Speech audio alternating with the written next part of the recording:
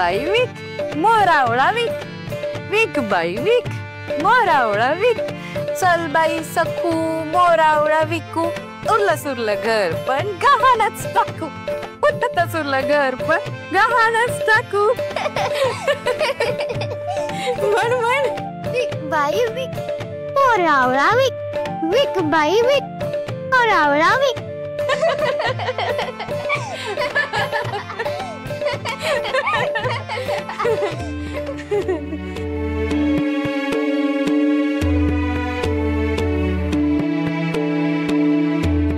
अगं पण आई, खरंच सखू आणि उमा आत्या बाजारात पथारी पसरून मोरावळा विकायला बसणार?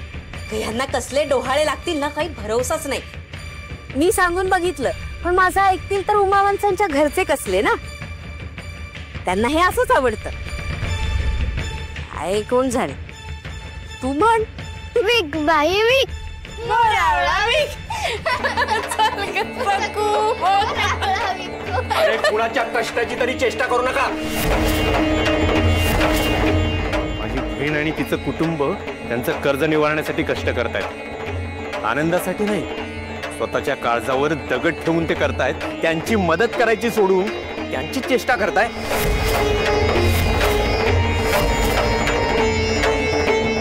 आव नाही, जीवाला फार लागलंय हो. दुःख विसरण्यासाठीच हसत हसवत होते.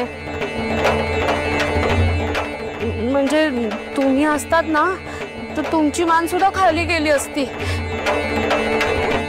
लाज वाटली असती अगदी. अजिबात नाही.